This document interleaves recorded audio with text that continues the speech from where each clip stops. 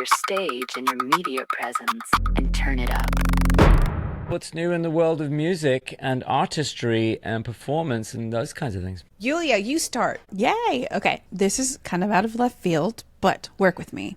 So I want to share a little bit about Roblox. So Roblox, they released their Culture Decoded end of year, which was like last year, but it's still great numbers about users on its platform, because there are a lot of people on Roblox who are actually, they're performing in some of the games where they could just sing with each other.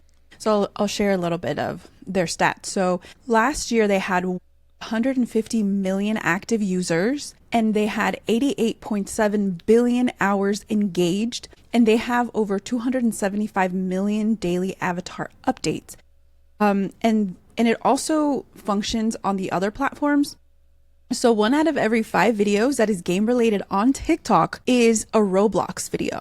So out of all the platforms, PlayStation and Switch and all these other platforms, Roblox is 1 out of every 5.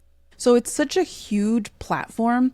And I think it's really important because artists and creatives can really start using Roblox. I tell all of my students, you need to go on Roblox and play 1 game a day.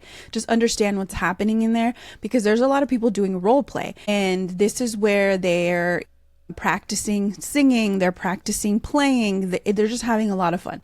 And then some of the biggest things on Roblox is Y2K, K-pop demon hunters, like anime videos, things like that. And so it's really going to help artists and creatives. I think this year, their music app, their music game is going to be one of the top 10 games on this platform. Wow. So I think a lot of artists really need to look at Roblox. Your assignment is play 1 Roblox game a day and immerse yourself, especially if it's music related. Go in there and start using it at first as a user, and then start seeing how you can incorporate yourself in there. Because there are people, like there's this opera singer who went on this Roblox game, and she was singing opera and all the kids were like, oh my God. And she just recorded the video and put it on TikTok, went super viral. So this is a really fun way to make content. Do you think that Roblox is kind of accidentally coming for competing platforms in some way? Right? Because we started with the big streaming platforms as being the main thing. And then we had this big TikTok and then Instagram. We're like, wait a second, we're going to get in on this.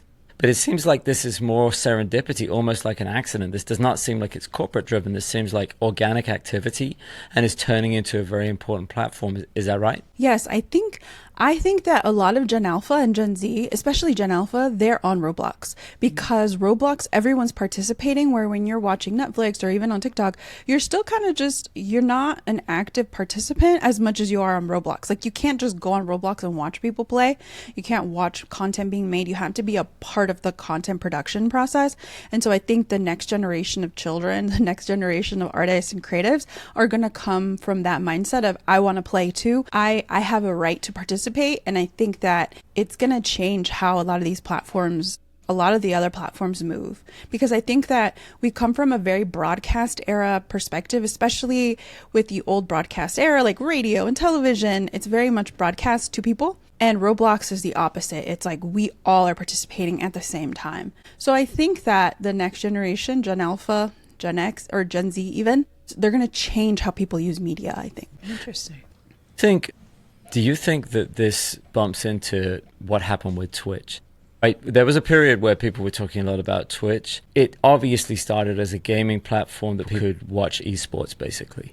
And then that got kind of hacked sideways into this like platform for musicians. But I don't think that it's what it was, partly because I just think that the big social platforms that were really focused on general distribution took over from that space. I don't hear people talking about Twitch. Julia, tell us, is Twitch still a thing? Is this part of that same phenomenon? Because the thing that both these things have in common is gaming. Yeah, I would say so. Roblox is more about a lot of the kids, like they surveyed some of the people on here, and they think that their avatar reflects them. Like they feel connected to their avatar. So I think the fact that there is an avatar connected to Roblox, I think that's why it makes it so different from the other platforms. Where the other platforms, you are the face basically, and it's how much production can you provide. So I would say, yes, Twitch is still a thing. I think that you're still going to have to learn how to broadcast live. But I also think that because Roblox has the avatar component and you're playing little games inside of Roblox that are already pre-made by other creators, I think that's why it makes it very different too, because you can still play without having to broadcast like you would on Roblox. And you have to sing your way through this game. Yes.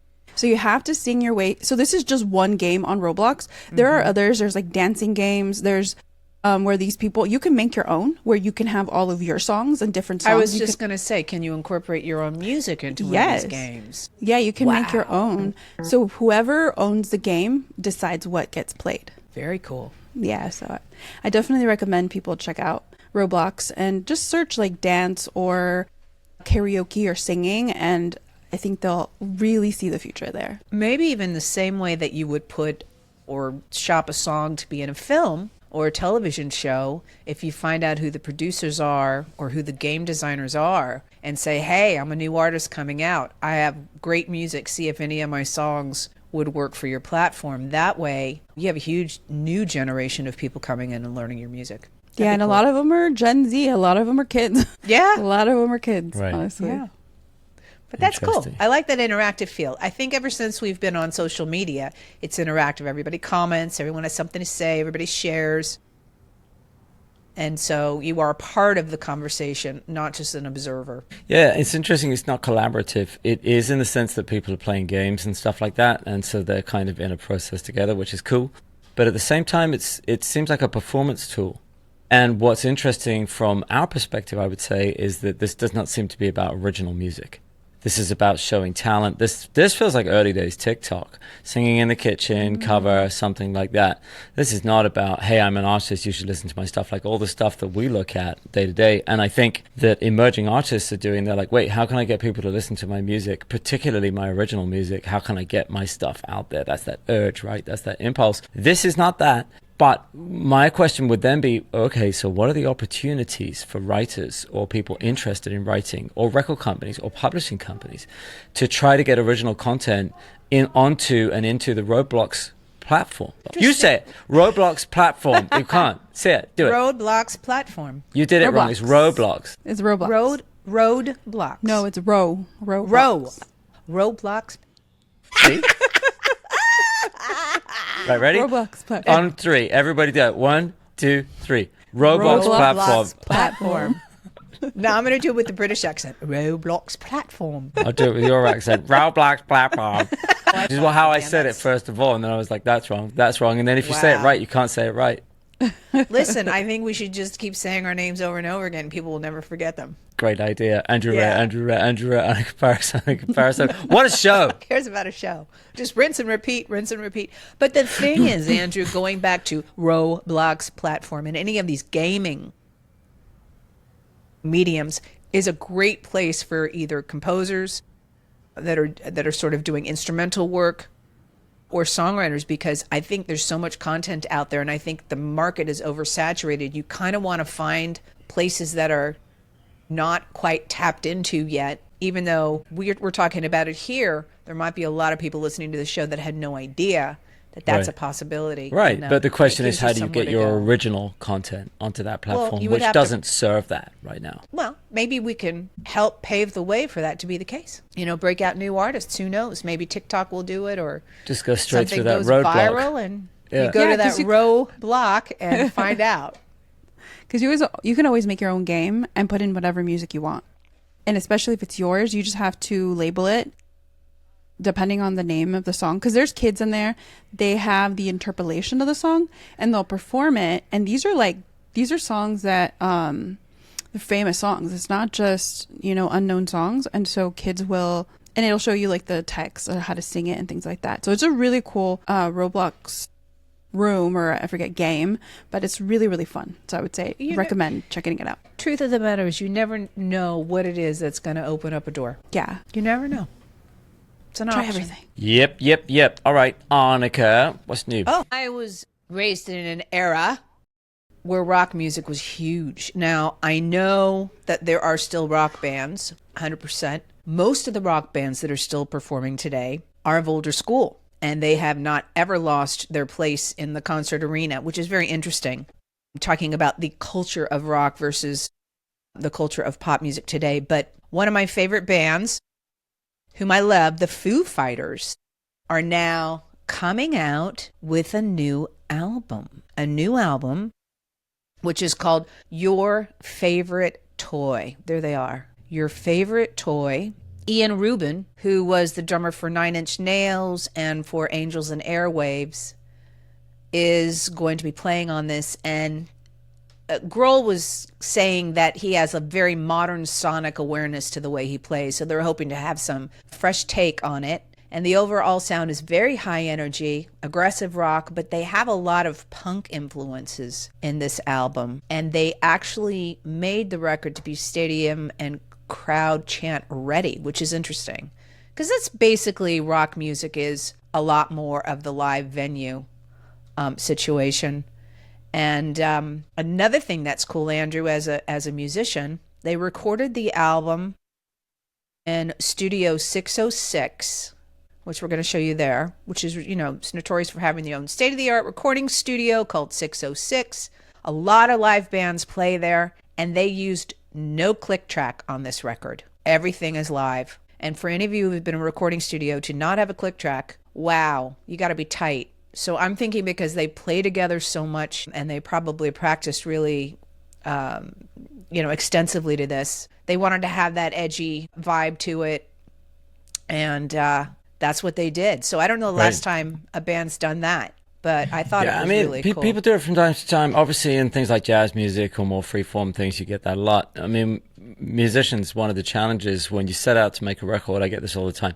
I wrote a song, I'd like to make a record. Cool, let's have a listen. Oh, I'm actually just going to do a project this summer in Abbey Road in London, where I've got an artist and we're in this conversation right now.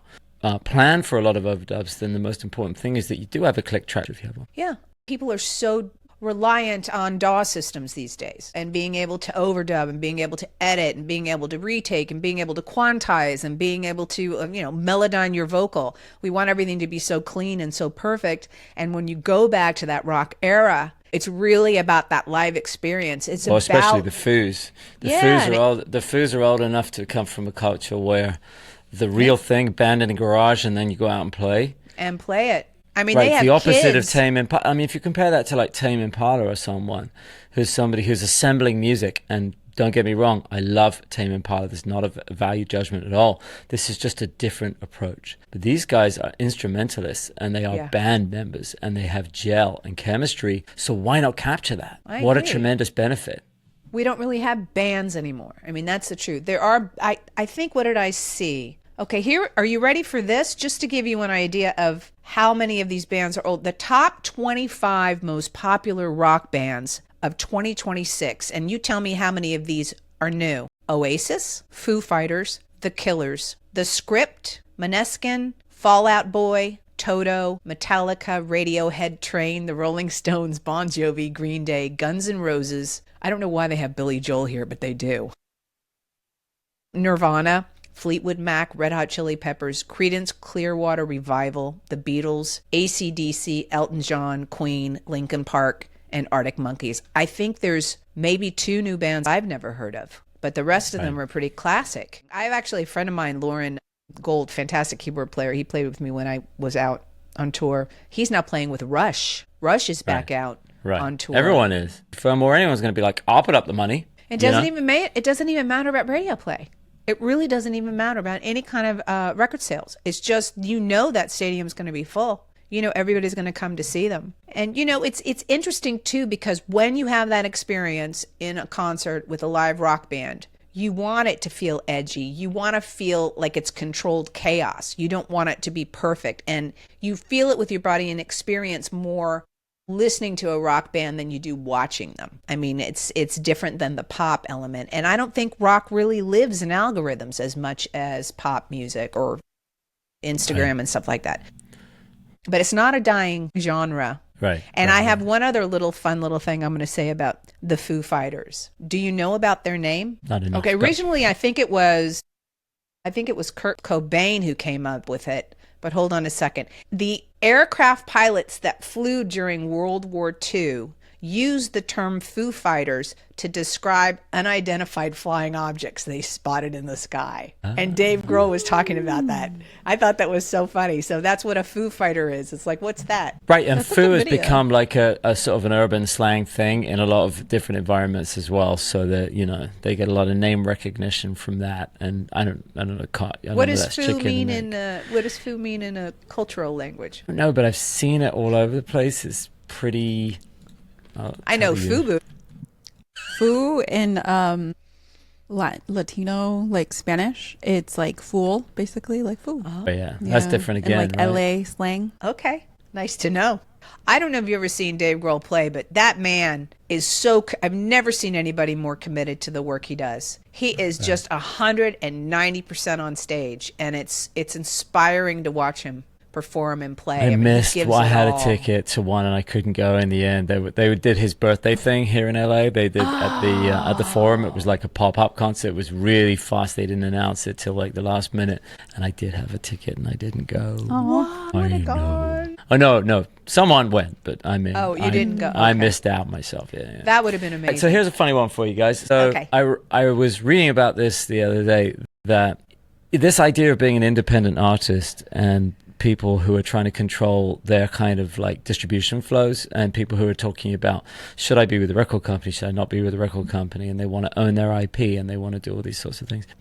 They've come back round since social media is getting a bit more pay to play, like Yulia was discussing last week, right? These paid placements, these promoted channels and all this sort of thing, right? But we're basically the system is a bit rigged against you a lot of the time. And it's true, it is. Because it's pay to play, just like some of the live music venues are pay to play for emerging artists, right? Sure. Some people, you know what they're going back to? This just cracked me up when I read it. SMS and email lists, right? So if anyone has ever done any marketing, like real nuts and bolts marketing, there is gold in the hill. And the only gold there ever is in real marketing is organic, properly sourced SMS and email lists, right? That is actually the only thing that's worth. If you want to sell data, that's the only thing that counts. If you scraped it, it's worth nothing. If you bought it, it's worth less. If you really got it from organic sources, it's worth a fortune, because those people are invested and they're bought in and they're voluntary, right? But it just cracked me up that it was like, hey, artists, you should do email and SMS lists. This should be the core of your thing. Like, oh yeah, and it has always been true. And now it's like, because people were so obsessed with followers, the focus of this is like much less on followers and much more about direct marketing. I agree.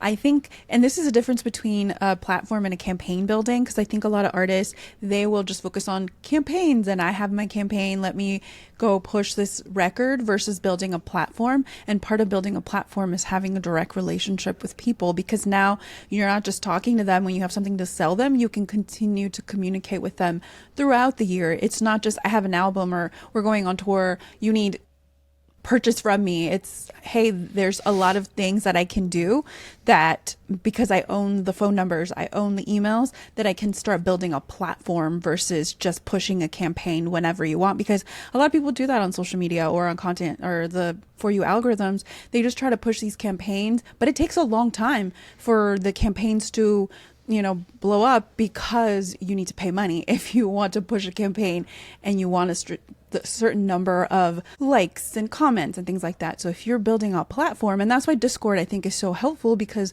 in a way Discord is also a space where you can build platforms too. So that's why a lot of artists also go to Discord too. Right. But exactly. And that again is direct reach out. That's community building, right? That's grassroots. That's almost like the music equivalent of door knocking. It's just like, will you be part of my thing, joining groups and things like that. It's kind of like Reddit with legs, because the Reddit thing is a little bit just like something that I can't really describe, but it's kind of a community, but it's kind of snarky in itself. But Discord is more like enthusiasm based. It's a little bit different. So there's these things so funny, because they're also similar in so many ways, but also so slightly different and importantly different, and ways in which you can be like, maybe I can. And I think, you know, like if you're an artist and you're trying these things, try them all. Try all these distribution methods, you know, like build your game on roadblocks. Well, that's wrong. Roadblock. I could spit a drink. Row. My bad. You build your game and then go to Discord and just don't leave any stone unturned because you don't know what you'll find, you know? I know it's old school, but I've always, like when you're talking about email, I always get people's information, because then if you follow up on that email quickly, since everything else feels to me oversaturated, if I get a personal email from someone, I feel like much more engaged to want to reach back out to them than if I'm getting 5,000,000 messages on Instagram or on, TikTok or wherever else you want to go. And just building that sort of community and people start to get to know you, I think that's key. Definitely key. 100%. And when you're going out to play shows and when you've sorted those emails and you figured out where everybody lives, you built a tour. Like no, a for realtor real. who showed up at my house at 7:00 at night. Are you going to sell your house? No. Right. Well, yeah, there you go, right? That's maybe a misuse, but if you are an artist and you're thinking about doing an East Coast tour, for example, and you had the presence of mind when you captured those emails at that small show, and you said you had them a little Google form on a friend's iPad, and on it said your address if they're prepared to give it to you, like all of that information feeds into your next way to kind of promote your album or whatever it is. It's all valuable. Get as granular. It's just, hey, can you write your name and email? If you can get more, get more. Do you remember the times where I was working at Musicians Institute and walking up and down Hollywood Boulevard and everybody was handing me CDs? Take my record, listen to my CD, remember that? And to the point where I was like, no, thank you, which is so sad. They were literally trying to hand it off to me. So the question I have for you, Yulia, how do you have that authentic kind of connection with somebody to have them want to take something free from you or to follow you or to somehow be interested in your next show or your next album, your next song? Any new ideas maybe? I know a lot of people are using ManyChat. I don't know if you guys heard of ManyChat. So basically either, I don't know if you've ever seen videos where people say comment podcast and I'll send you a link to the podcast.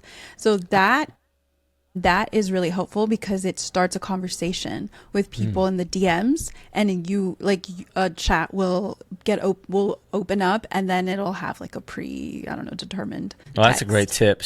Tell us a bit more about ManyChat. I know ManyChat. So basically, it's just like you can connect your Instagram, your TikTok, but you can't get shadow banned for it. So remember, be careful, don't overdo it. But you can help people, hey, comment podcast or comment book or whatever it is, the comment into your videos, in each of your videos. And then the ManyChat will DM the person from your account and and then give them a link or give them something. So that is a little more personal, because I think on social media, on like Instagram, on all these other spaces, this is where a lot of the conversation is happening in the DMs. So the more you communicate through the DMs, the better. Because if you email someone, they might not open the email. It might go to spam. But in your DMs, this is where people are actually having a little more deeper conversations. And so using ManyChat or these kinds of services, and I know Instagram, I think, is working on an AI feature where it will let you DM people from your account.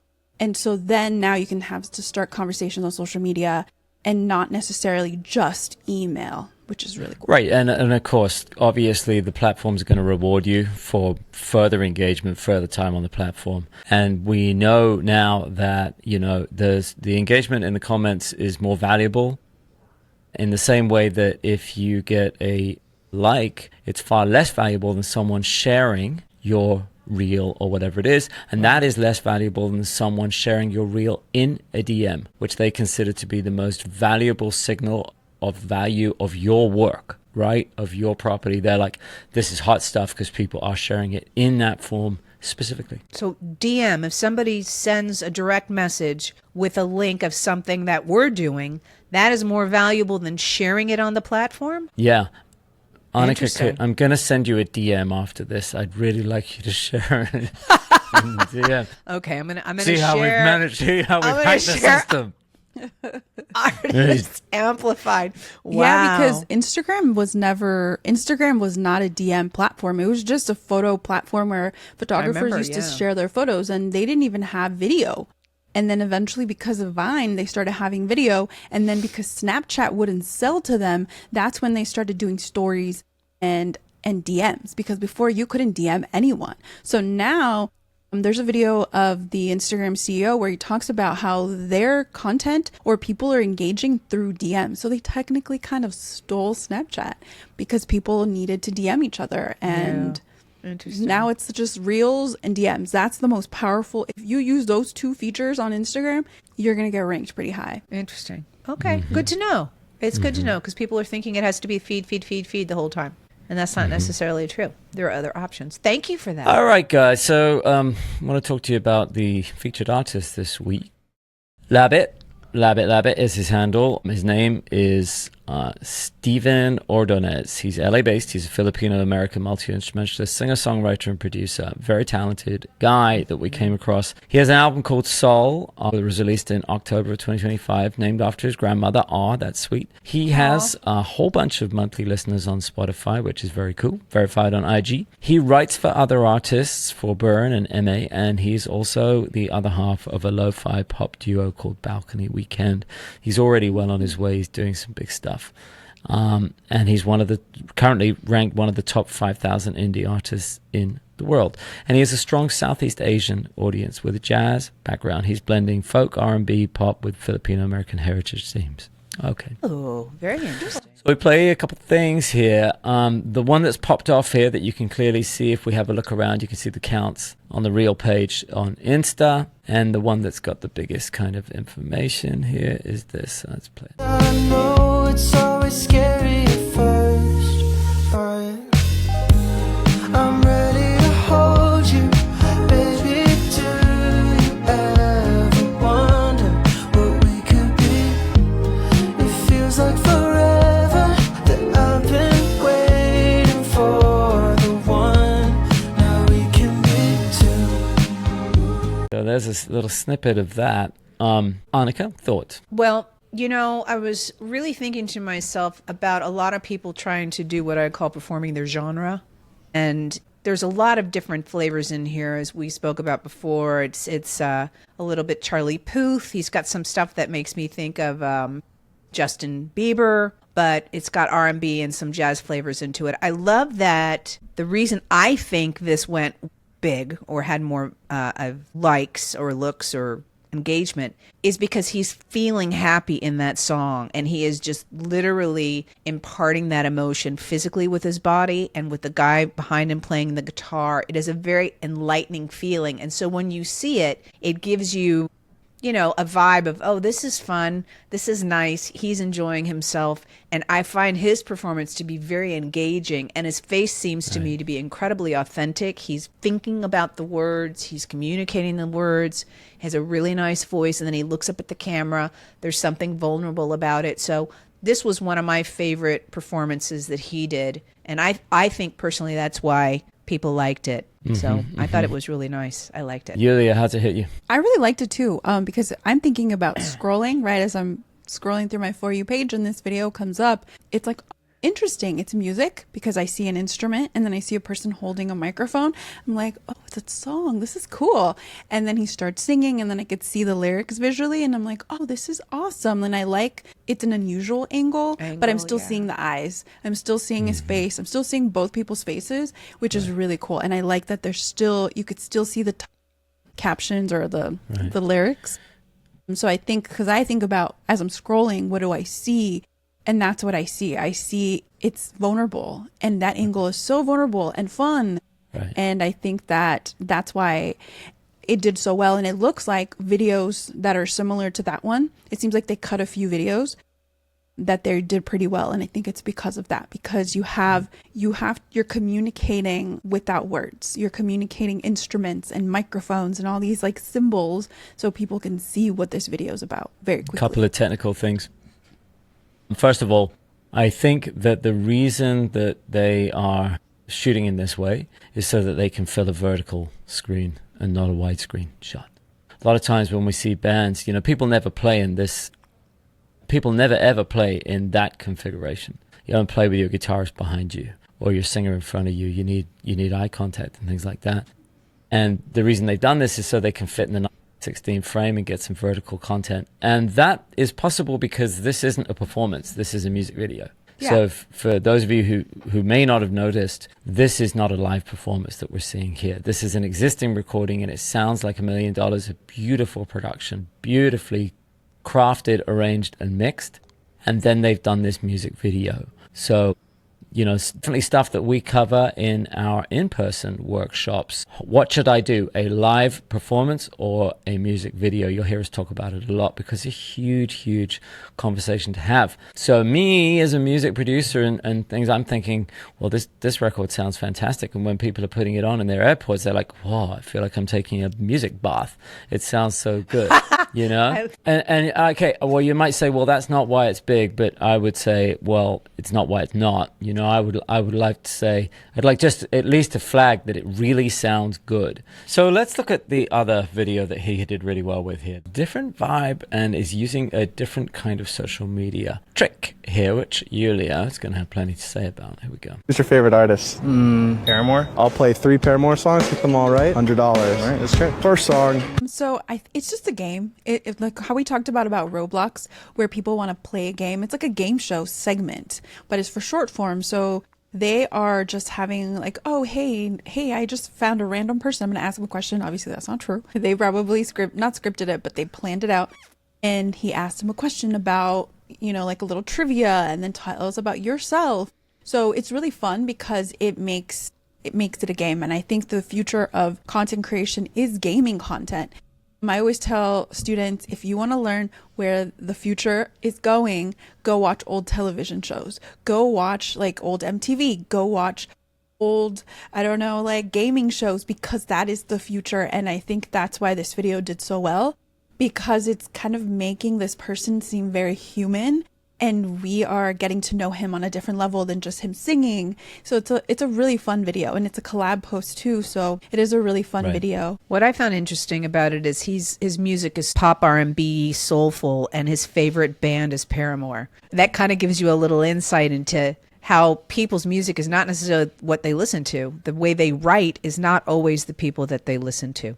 Excuse me, for $100, who's your favorite artist? Paramore? I'll play 3 Paramore songs. So this is Excuse me. This is completely crazy and absurd, right? So you got this guy Shannon the Street. He's got 500,000 followers playing other people's music and asking people whose music they like. That's bananas, because how would they not know the songs of their favorite artists? How could they possibly fail? It's like, here's my favorite artist. Do you know their songs? Of course I bloody know their songs. That's not a good game. It'd be a good game if you said, who's an artist you've never heard of? And then they said, can you guess, could you know these songs? Like, that would actually be interesting. So I'm going to go all the way and say that this is a pay-to-play opportunity. This guy's doing nothing but saying, he's reaching out to artists and saying, I got 500,000 followers here.